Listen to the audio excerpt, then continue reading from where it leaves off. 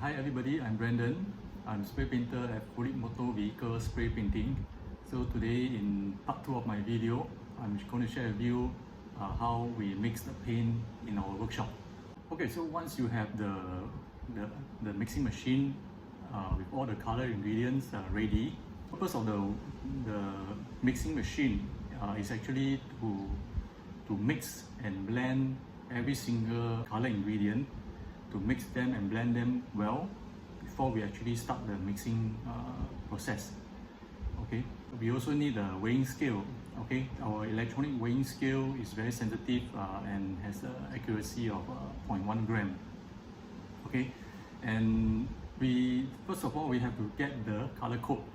The color code is stated on the vehicle, either on the vehicle or in the owner instruction manual. So after we use the color code to find the color formula. Okay, so I'm going to show you an example of the color formula chart. Okay, this color formula chart you can see in the first column.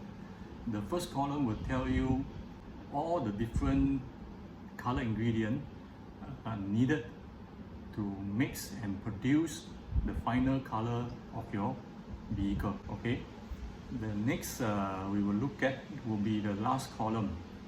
Okay, the last column is the cumulative weighing scale. Okay, weighing when we drip the color. Okay, we put an empty tin on the weighing scale, electronic weighing scale, and then we drip the different color into the empty tin, measuring the weight on the weighing scale.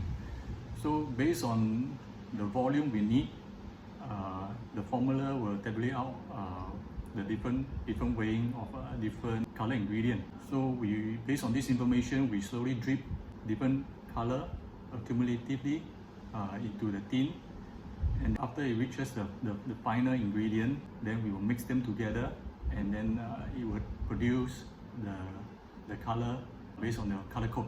Okay, so that comes to the end of part 2, and for part 3 I'll be sharing with you why by color mixing alone accurately, sometimes we cannot achieve 100% color match. So in part 3 I will share with you that. So stay tuned. Thank you.